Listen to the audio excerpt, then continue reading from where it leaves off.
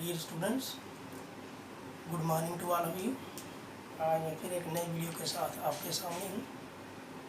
आज का जो मेरा वीडियो है वो है क्लास 8, सब्जेक्ट है सिविक्स, और हमारा जो आज का लेसन या टॉपिक है वो है role of government in health, कि स्वास्थ्य में सरकार की क्या भूमिका है, सेहत के प्रति सरकार का क्या रोल है।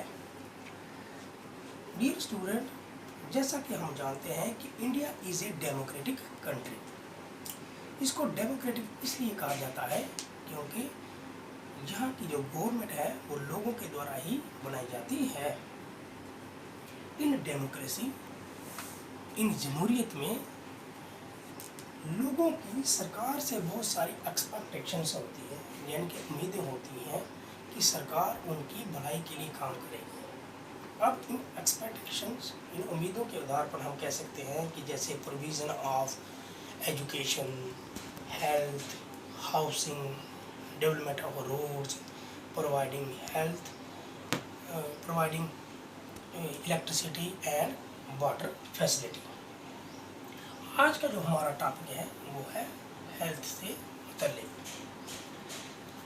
तो सबसे पहले हम इसका मीन पढ़ेंगे। Health means over ability to remain free of illness and injuries. Health से हमारा मतलब है, सेहत से हमारा मतलब है कि हम बीमारियां और किसी प्रकार की चोट से क्या रहें, मुक्त रहें। डियर स्टूडेंट्स, हेल्थ का जो मतलब है, सेहत का जो मतलब है, जो यहाँ तक ही सीमित नहीं है कि अगर हमें कोई बीमारी नहीं है तो हम स्वस्थ हैं। बीमारी के अलावा भी बहुत सारे कारण हैं जो हमारी सेहत पर क्या करते हैं, बुरा असर डालते हैं। जैसा कि हम कह सकते हैं कि अगर हमें भरपेट खाना ना मिले,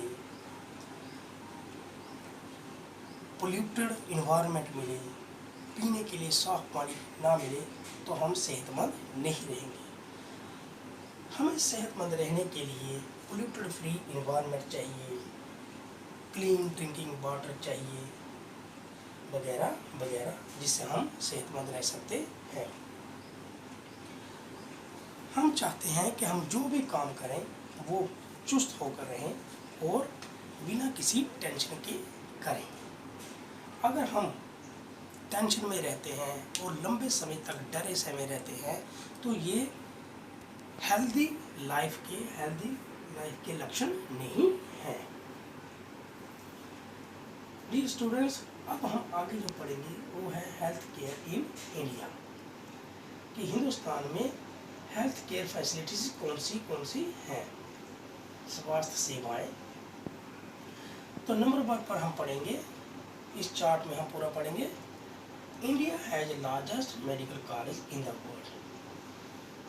दुनिया के मुकाबले अगर हम दुनिया में देखेंगे तो हिंदुस्तान में बहुत सारे मेडिकल कॉलेज हैं, लार्जेस्ट मेडिकल कॉलेज हैं, और हर साल हिंदुस्तान में से 15,000 डॉक्टर बनते हैं इन मेडिकल कॉलेज में से।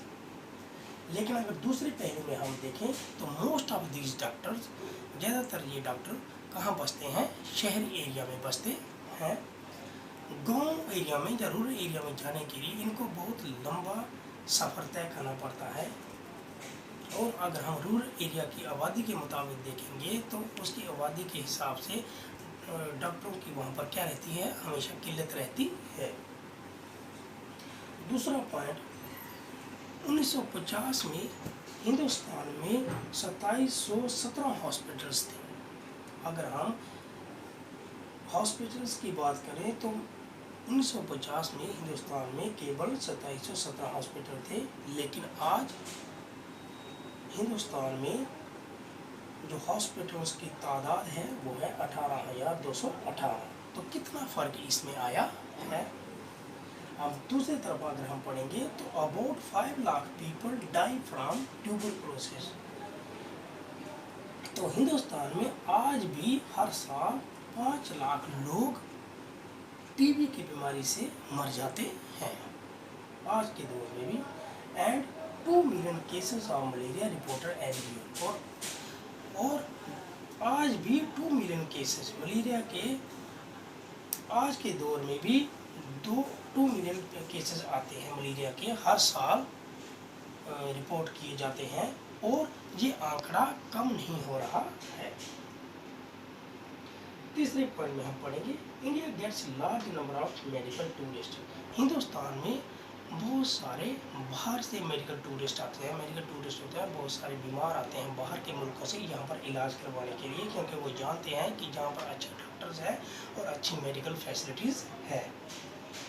मगर अगर हम दूसरे पहलू में देखेंगे तो we are not able to provide drinking facility to all, कि हम सबको अच्छा पानी, साफ पानी मुहैया नहीं करवा सकते हैं।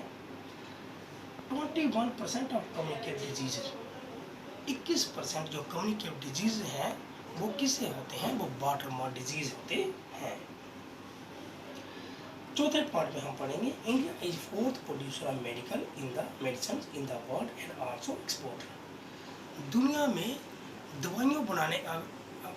दुनिया में हिंदुस्तान दवाई बनाने में चौथे नंबर पर आता है और ये दवाइयों को बहुत एक्सपोर्ट भी करता है। और इसके दूसरे पहलू में अगर हम देखेंगे, half of our children do not get adequate food to school। Hindustan में आधे से ज़्यादा बच्चों को पर्याप्त मात्रा में खाना, बराबर खाना नहीं मिल पाता है, वो अनन्यूरिश्ड रह जाते हैं।